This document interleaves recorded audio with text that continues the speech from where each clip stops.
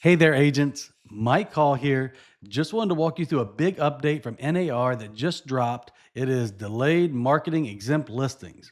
What the heck is that? Well, it's one of those changes no one really asked for. We had lots of people that wanted to do away with clear cooperation. We had other people wanting to keep it. So they tried to meet somewhere in the middle. And of course, like any other time they try to make it simple, sometimes it gets more difficult. But this does come with some good and some bad.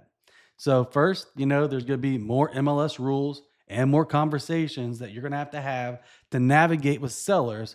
But as agents, it also gives us a competitive advantage over some of the portals like Zillow.com, Realtor.com, Homes.com, etc. So let's dive into exactly what happened and, more importantly, how to explain it in plain English. So, the National Association of Realtors just rolled out a new rule that affects how and when your listings show up on these public sites like Zillow, Realtor.com, and anything through an IDX feed. This new rule gives MLSs across the country the option to delay in posting those listings to those public facing platforms. That delay time frame? Well, it's up to each individual MLS to decide. So, yes, it is going to vary depending on where you're working. But let me be super clear, the clear cooperation rule is still in effect. So, when you advertise a listing to the public, it has to be in the MLS within one business day.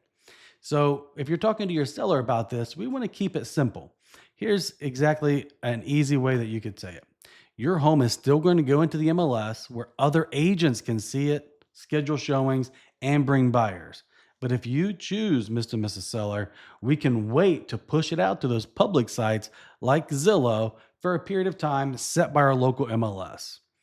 When you talk about it that way, it can be a lot simpler, and the seller can delay the public exposure, just not the agent to agent cooperation that the clear cooperation policy puts in effect. To use this delayed exposure option, your seller is going to have to sign off on a disclosure that they understand the trade off. This means they're giving up the benefits of immediately marketing across all those big platforms and getting more exposure. So you'll need to present this option carefully. You're not just talking about listing photos and price. Now you're educating clients on IDX feeds, syndication delays, and marketing strategy. And to be honest, for a lot of sellers, it's a lot. But you're the professional and you're going to help them navigate all the changes. You've already had to explain the commission changes, the lawsuits, and the clear cooperation policy. Now you're going to add those IDX and syndication delays. And a lot of consumers don't know what IDX is. There is a new disclosure if they'd like to take advantage of it, and you can walk them through it and make sure that you know if it's in different MLSs, there may be different rules depending on the local MLSs.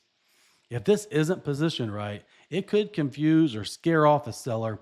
So it's great that you know it, you go through lots of training, and make sure you can fully explain the pros and cons to your clients. Make sure that you're not holding back some type of marketing for a reason the seller doesn't want, or it could cost you a listing. So be careful, lead with clarity and confidence, and only bring this option up if it truly serves your seller's strategy.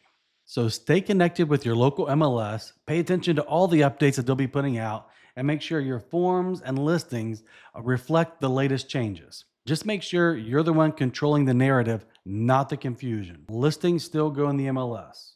You can now delay the public exposure if the seller signs off. Each MLS is going to decide how long that can be by September 25th of this year. It adds a little complexity, so just communicate it with care. You are the real estate professional, and there'll be lots of advertising, lots of communication on this in the coming months. For now, it's business as normal until we hear from the local MLSs.